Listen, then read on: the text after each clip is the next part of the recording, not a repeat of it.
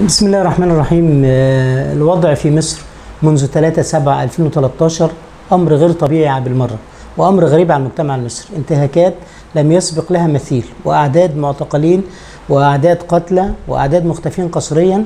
لم يعرف تاريخ مصر كله مثل هذه الأعداد. فهناك ما يقرب من 60,000 معتقل منذ 3/7 حتى الآن داخل سجون النظام المصري، وهناك 8400 مواطن تم إخفائهم قسريا منذ 3/7 حتى الآن، ومنهم من ظهر بعد ذلك في قضايا أمام دوائر استثنائية، سواء كانت دوائر إرهاب أو المحاكم العسكرية. لدينا 4000 طفل تم القبض عليهم ومحاكمتهم أمام محاكم استثنائية. لدينا 2000 سيدة تم الاعتداء عليهم بكافة صور الاعتداء، من هتك العرض للتحرش الجنسي للقبض للإحالة للقضاء العسكري للوضع على قوائم الإرهاب.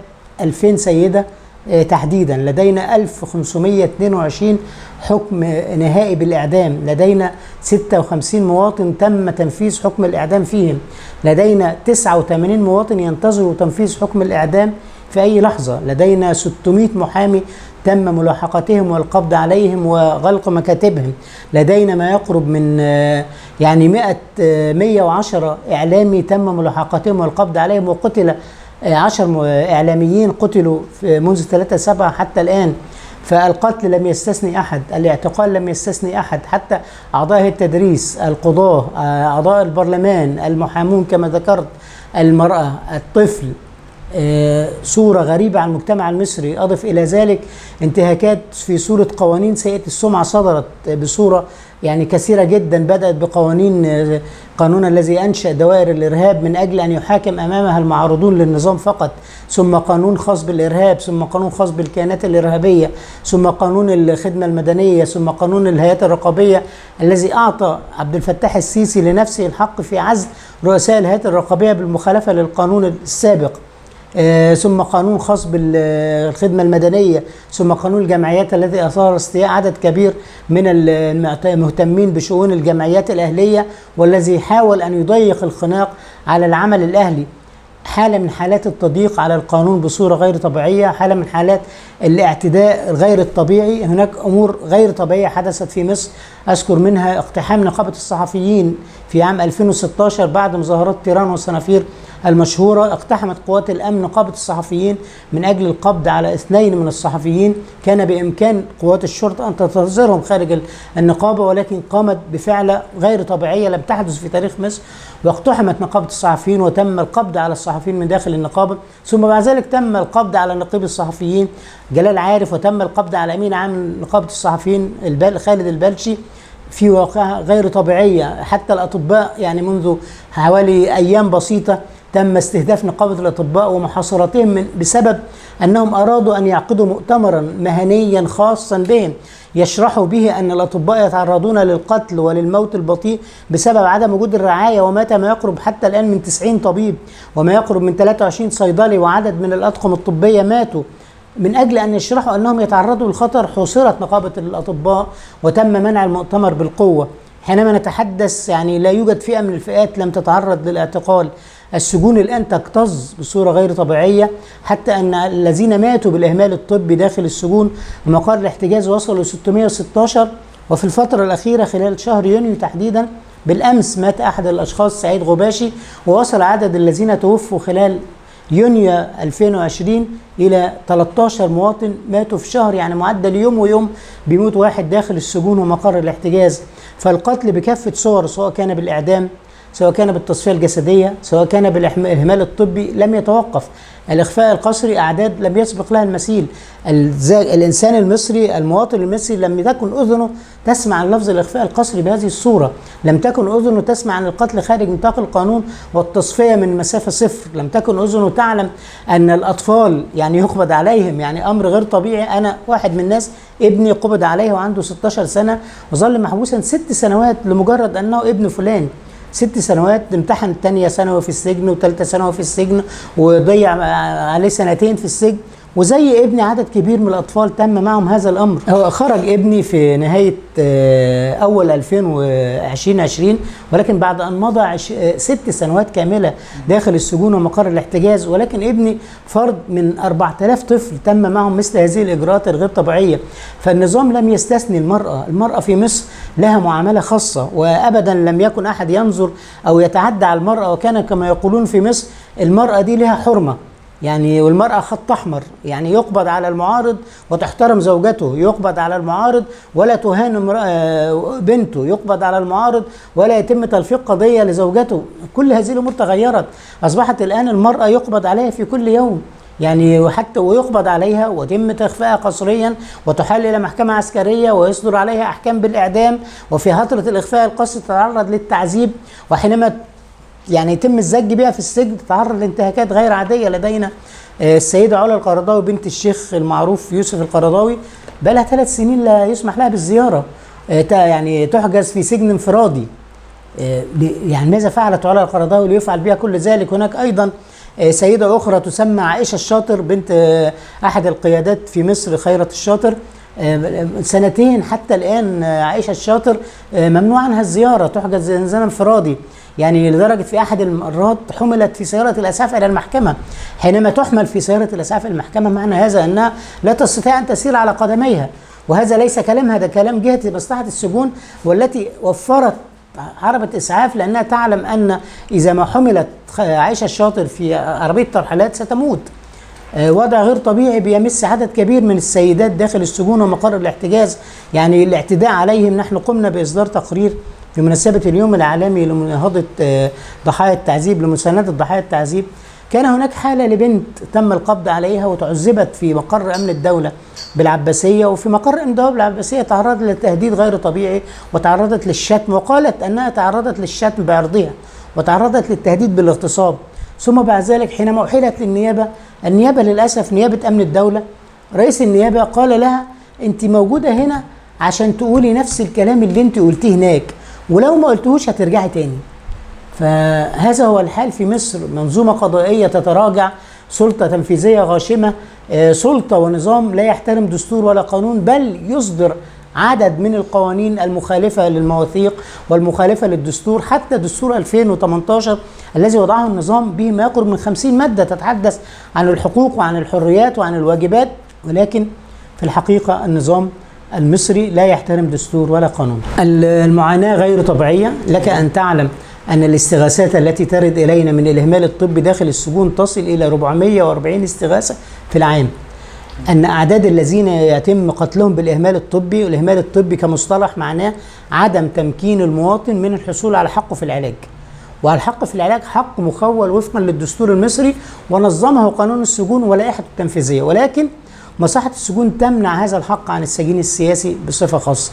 لذلك ارتفعت أعداد الإهمال الطبي والاستغاثات بصورة غير طبيعية، ويرد إلينا ما يقرب من 440 استغاثة في العام، ويصل عدد القتلى بالإهمال الطبي في العام الواحد إلى 40 مواطن يموت بالإهمال الطبي من خلال يعني الإهمال المتعمد الذي يتم داخل السجون.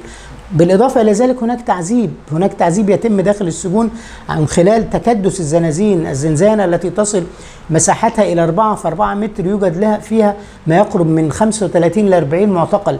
إذا المساحة المخصصة للمعتقل داخل السجن داخل الزنزانة لا تتعدى بأي حال من الأحوال 40 سنتيمتر. 40 سنتيمتر مطلوب انه يقعد وينام ويتناول طعامه فيهم. ثم بعد ذلك مفيش، يعني حتى لا يظن الناس سجون مصر ليس بها أسرة، الناس كلها بتنام على الأرض وبتنام على بطاطين استهلكت مرة واثنين وثلاثة واربعة. دي البطاطين اللي هي بينام عليها المواطن، يصرف له بطانية أو 2، ثم بعد ذلك كل ما يعني يسمح له بالدخول تأتي تفتيشات مصلحة السجون لتسحبه. سجون مصر الحمامات يعني حمامات أرضية، لا يوجد هناك، يعني الراجل الكبير في السن اللي عنده 40 أو 50 سنة أو جسمه مثلا مليان بيعاني من عذاب شديد جدا في قضاء حاجاته بسبب الحمام اسمه في مصر الحمام البلدي، اللي هو لا يستطيع أن هو يجلس عليه.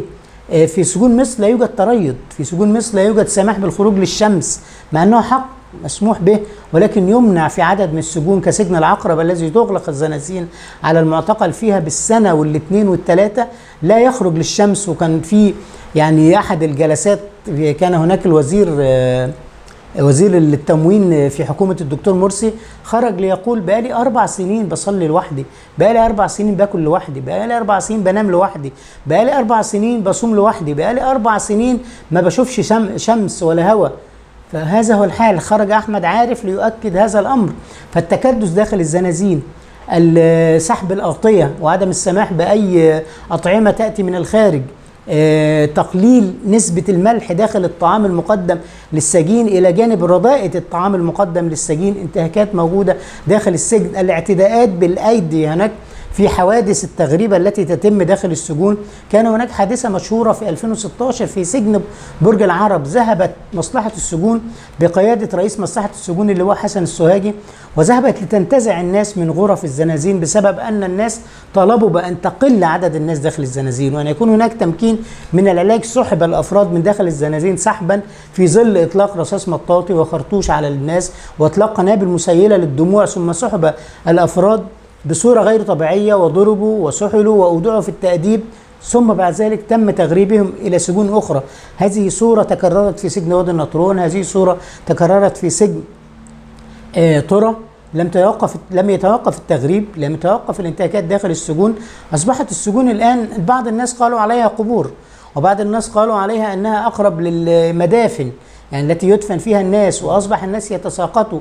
بالإضافة جاء إلى وباء كورونا الأخير أصبح يحصد الأرواح بصورة غير طبيعية، واستغاثات، وطالبنا بأن يتم النظر بصورة واضحة وبصورة إنسانية. هناك دول أقل من مصر يعني في التاريخ أخذت قرارات جيدة. هناك السودان أفرجت عن السجناء، البحرين أفرجت عن السجناء، الأردن أفرجت عن السجناء. أنا لا أتحدث عن دول أوروبا، ولكن دول مصر سبقتها حتى في التشريع، حتى في القانون، حتى في التاريخ، أصدرت قرارات بها نوع من الإنسانية. النظام حتى الأمس يقبض على الناس بصورة غير طبيعية، ويودع الناس في السجون بصورة غير طبيعية، ويرفض كل الاستغاثات. لدينا قسم شرطة محل أول في مدينة أو محافظة الغربية، في داخل 3 ورا بعض يوم ويوم ويوم بيموتوا بأعراض كورونا، وكل الاستغاثات. طب طلع الناس، طب قلل التكدس، طب ابدأ اقضي على هذه الحالات الغير طبيعية. النظام يصم أذهانه بصورة غير طبيعية، ويرفض تقليل التكدس، يرفض الإفراج عن المحبوسين احتياطي، يرفض الإفراج عن المرأة. يعني السيدات، ماذا يعني يدير النظام من الإفراج عن السيدات في داخل السجون؟ ماذا يدير النظام من الإفراج عن الناس اللي عليهم شيكات وإيصالات أمانة جنائي؟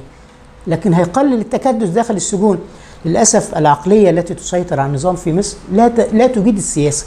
عقلية العسكر لا يجيد السياسة على الإطلاق. فشل غير طبيعي. لو كان أنا حضرت زمن من عصر مبارك، مع كل ما كنا ننتقده ومع كل ما كنا نرفضه، ولكن كان هناك بعض السياسة كان لديه بعض الخبراء السياسيين.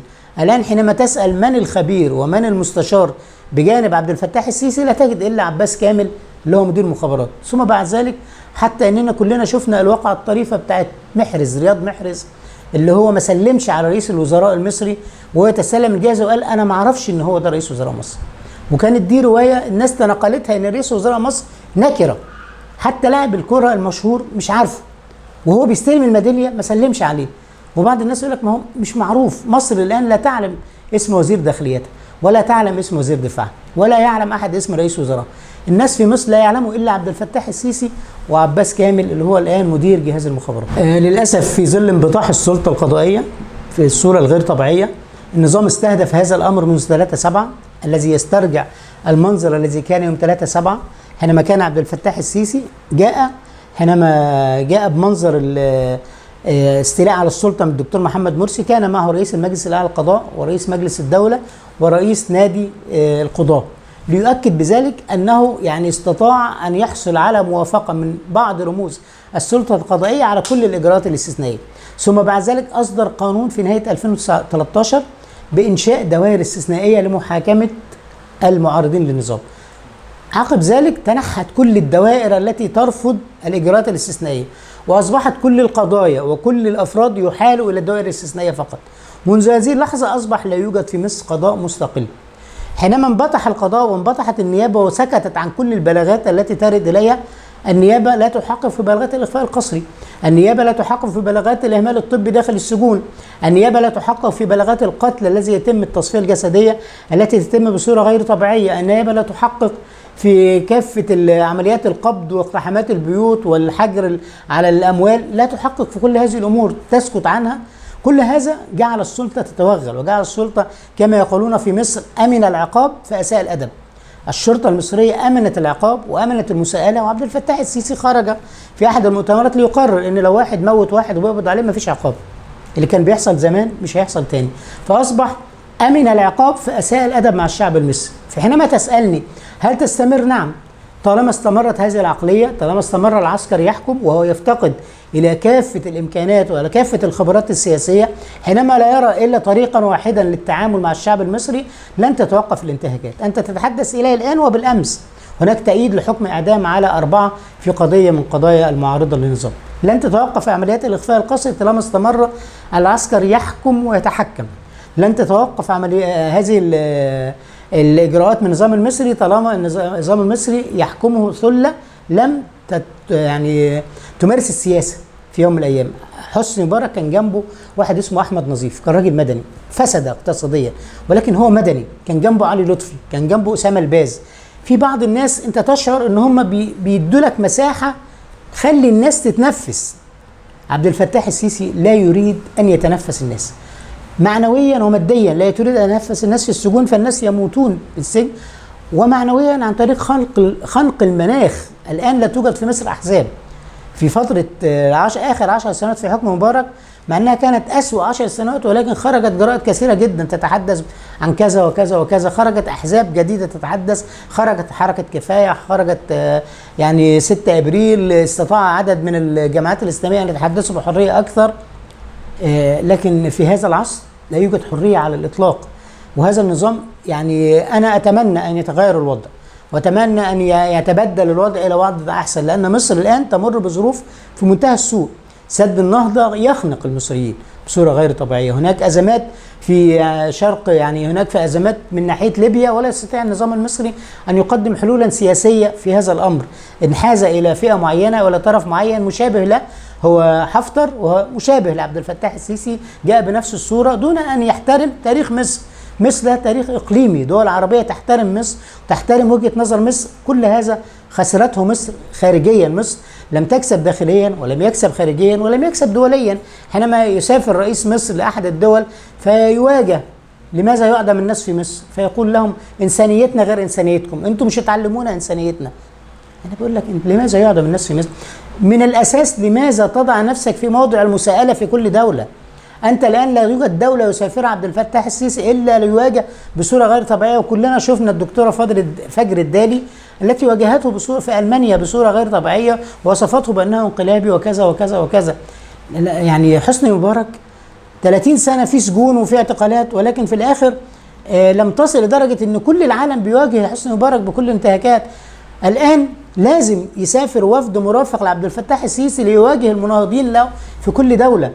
فأصبح وضع مصر خارجيا، وضع مصر إقليميا تراجع بصورة غير طبيعية. مصر الآن تأتمر بأمر الإمارات التي مساحتها بالكامل لا تتعدى مساحة مدينة الإسكندرية تأمر وتنهي في مصير مصر. هل معقول هذا؟ مصر التي كانت تورد وتصدر كسوة الكعبة للسعودية الآن تقتات من السعودية كل يوم.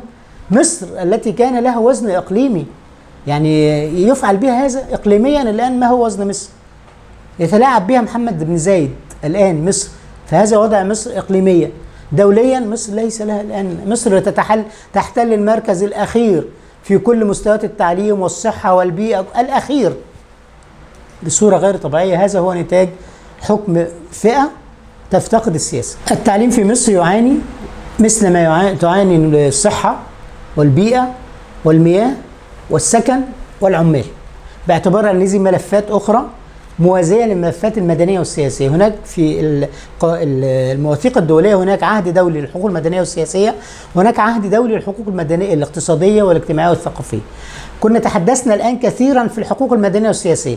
حينما ننتقل للجانب الآخر نتحدث عن الحقوق الثقافية والاجتماعية والمدنية والاجتماعية والثقافية، نقول أنه لم يحدث تقدم على الإطلاق. الآن المياه، الآن مصر تتهددها مشكلة غير طبيعية في مشكلة المياه. الصحة، هل استطاعت مصر أن تحمل أطباء الدرع الواقي في أزمة كورونا؟ أكبر دولة بها يعني فقد في مجال الأطباء هي مصر بصورة غير طبيعية. التعليم الآن، انظر إلى التعليم الابتدائي المجاني، المفروض أنه مجاني، الفصل يتعدى 50 و60 طالب. المدرس يشتكي مر الشكوى فيلجأ إلى دروس خصوصية يلهب بها صدور الأهالي. المناهج التعليمية متواضعة جدا جدا جدا. فالتعليم الإلزامي به تهرب غير طبيعي، يعني أكبر نسبة تسرب من التعليم داخل التعليم الابتدائي. أكبر نسبة تسرب في مصر من التعليم في التعليم الابتدائي. فإذا النسب تتراجع في التعليم الابتدائي، نسب بمستوى المدرس أصبح يتراجع بصورة غير طبيعية. الكليات في مصر، الجامعات في مصر، جامعة القاهرة العريقة تتعدى في ترتيبها 500 على مستوى العالم. يعني دي أعرق جامعة في الشرق الأوسط، جامعة القاهرة لا تحتل مركز إلا بعد 500 في الجامعات. هذا أمر بالطبع يمثل حالة من حالات التراجع الغير طبيعي، سواء كان في التعليم، سواء كان في العمال. نسبة البطالة الآن تعدت 14% حسب تقرير الجهاز المركزي للمحاسبات. الجهاز المركزي للمحاسبات جهاز تابع للدولة، أصدر تقرير يقول أن نسبة البطالة تتعدى 14%. السكن الآن يعني أصبح هناك يعني التشاحن على السكن أصبح غير طبيعي. الصحة كما ذكرت، التعليم، المياه، البيئة، كل هذه الملفات لم يستطع عبد الفتاح السيسي أن يحقق فيها حالة نجاح. يعني حتى لو استطاع أن يحقق حالة نجاح لسكت الناس وقالوا دعه يعني يعمل لأنه يحقق حالة نجاح، ولكن هو للأسف يعني وجه كل إمكانات الدولة للمؤسسة العسكرية. فأصبح الآن حتى المشفى الأخير الذي أعلن أنه سوف يفتح يعني استقبال عدد من المصابين بجائحة كورونا أسسته القوات المسلحة. في الفترة الماضية كان هناك المقاولون العرب تعمل، كان هناك شركات أبو العينين تعمل، كان هناك شركات قطاع خاص تعمل. في إشاعة طلعت من كام يوم وكذبوها إن قوات المخابرات تريد أن تحصل على الرخصة الخاصة بتوشيبا من الحاج محمود العربي. الحاج محمود العربي ده واخد توشيبا من 50 سنة من اليابان. حتى هذا الرجل الناجح المصريين بيحبوه لطيبته، المخابرات تسعى لأخذ الرخصة منه.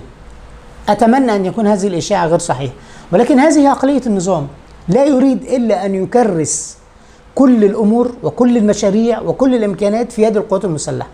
والقوات المسلحة تملك قدرات هائلة في الدفاع عن الوطن من الخارج، لكن لا تملك قدرات في إصلاح الداخل. ليس هو هذا الملف الذي تملكه. لم يتدربوا على محليات. لماذا تحال كل الوظائف في مصر، كل المحافظين شرطة وجيش، كل الوزراء لواءات جيش؟ على أي أساس أن يتولى كل الوزراء، كل الحقائب الوزارية تولى رجال جيش، إذا كانوا من ساعة ما دخل كليته وهو عنده 18 سنة لغاية ما تخرج وعنده 90 سنة وهو في كتيبة؟ يعني أين تمرس يعني الهندسة؟ يعني أفهم أن يتولى المحليات في مصر يعني خريجوا كلية الهندسة الذين تمرسوا العمل الهندسي والإنشاءات وتدرجوا في المناصب، فأفهم أن يكون المحافظين من خريج كلية الهندسة أو ممن تولوا مسؤولية الأقسام والمحليات. ولكن لا أفهم لماذا يتولى هذه المناصب رجال شرطة وجيش لم يدرسوا في كلياتهم ولم يتمرسوا في حياتهم.